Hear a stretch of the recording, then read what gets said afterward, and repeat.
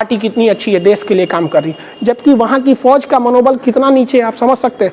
यही वजह है कि अगर 10 चाइनीज फौजी खड़े रहते हैं और एक भारतीय फौजी खड़ा रहता है तो अंतर आ जाएगा। ये एक लड़ रहा है अपनी मातृभूमि के लिए, ये एक लड़ रहा है अपनी भारत माँ के लिए, ये अंतिम सांस तक लड़ेगा, लेकिन वो लड़ रहा है अपनी पार्टी के लिए, उसके लिए देश प्रेम है ही नहीं है यहाँ पे, तो बहुत फर्क आ जाता है। लेकिन वो चाइना डरा देता है 23 लाख फौज, अरे यार तुम्हारे देश की फौज है, तुम्हारी पार्टी की फौज है। इस तरह से तो हम लोग मोदी जी दिखाए हमारे पास 23 लाख कार्यकर्ता है सब, तो कार्यकर्ता को वर्दी पहना देंगे फौज नहीं ना हो जाएगा, तुम्हारे पास पार्टी के मेंबर है सब, फौजी नहीं है सब वहाँ पर, ये गड़बड़ हो जाता है। और ये जो आप मिलिट्री देख रहे हैं चाइना की नहीं है, वो भैया पार्टी की है। महिला जो है ऐसे ऐसे चल रही है।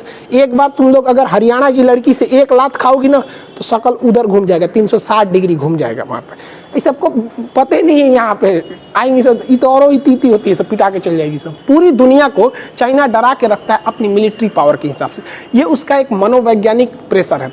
वो क्या करता है, अपने हथियारों को बहुत ज़्यादा दिखाता है और रियल में उसके पास हथियार ज़्यादा है भी, लेकिन वो हथियार पुराने हो चुके हैं, लेकिन वो रिटायर नहीं करता है। जैसे हमारे एयरफोर्स में सबसे ज़्यादा कौन सा हथियार है, सुखोई 30, उसके बाद MiG-29, ये हमारे मेन जहाज है। लेकिन चाइना की एयरफोर्स, पूरी दुनिया को लगता है चाइना का एयरफोर्स इंडिया से तगड़ा है, लेकिन भाई साहब चाइना की एयरफोर्स का सबसे ज्यादा कोई जहाज है तो चेंगडू J7। तो आप कहेंगे ये कौन जहाज है, अरे भैया वही MiG-21 है जो भारत में गिरते रहता है, जिसे हम लोग उड़ता हुआ ताबूत, फ्लाइंग कॉकपिन के नाम से जानते हैं। मतलब देखिए उसने इतना बेहतरीन ढंग से मनोवैज्ञानिक दबाव बनाया कि सेम जहाज का नाम बता दिया चेंगडू J7, लोगों को पता ही नहीं। लेकिन अब जैसे मान के चलिए हम लोग भी किसी जहाज का नाम रख देते हैं महाशिला कंटक, अब रेडियो पे बात हो रहा है लद्दाख में महाशिला कंटक पहुंच गया, तो भाई चाइनीज सब सुनेगा सब, भाई महाशिला कंटक से युद्ध आ रहा है, बम गिराया जाएगा महाशिला कंटक, ये कौन चीज है भाई महाशिला कंटक, तो पता चला कि वही राफेल है, भारत ने राफेल का नाम महाशिला कंटक रखा है। तो भारत को भी जो भी विमान है उनका भारतीय नाम रखना चाहिए। महाभारत के समय जो भयानक भयानक युद्ध हथियार होते तो वो सब का नाम रखना चाहिए यहाँ पर, ताकि रेडियो पे कभी लगे भी तो कंफ्यूजन हो जाए। अब हम ही लोग का चेंगडू J7 आ रहा है तो कहेंगे ये कौन हथियार है, कहेंगे MiG-29 आ रहा है, MiG-21 आ रहा है, तो लगेगा ना कि नहीं भैया ये बहुत पुराना जहाज है।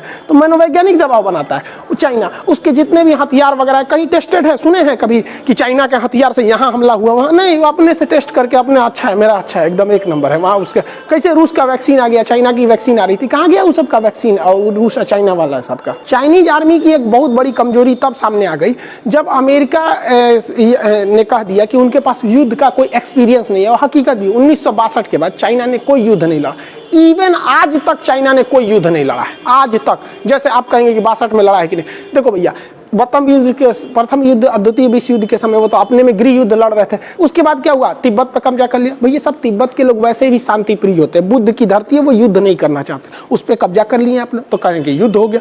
1962 की जो लड़ाई थी वो नेहरू की गलती थी, क्योंकि नेहरू ने अगर एयरफोर्स दिखाई रहती ना तो आज के वक्त में तिब्बत स्वतंत्र हुआ रहता, समझ में। तो वो उस समय उनकी गलती थी। वो 1952 का जो सबसे बड़ा चीज है, वो वार कभी भी देखेंगे तो मिलिट्री एक्सरसाइज में जल्दी चाइना भाग नहीं लेता है। इंटरनेशनल मिलिट्री एक्सरसाइज में चाइना भाग नहीं लेता क्योंकि उसकी पोल पट्टी खुल जाती है। वो अपने में एक्सरसाइज करेगा, नेपाल से करेगा, पाकिस्तान से करेगा, वहां पे एक बार उसने एक्सरसाइज में भाग ले लिया, इंटरनेशनली ले लिया भाग, वर्ल्ड एक्सरसाइज में जहाँ पूरी दुनिया आई थी। तो वहां एक्सरसाइज होता है तो कहा गया आप 1500 टैंक को यहाँ पहुंचाइए। तो जो 1500 टैंक 6 घंटे में पहुंचने चाहिए, चाइना ने उसे 2 दिन में पहुंचाया था। तो अमेरिका ने कह दिया कि भाई साहब इनके पास कोई भी प्रैक्टिकल नॉलेज नहीं है।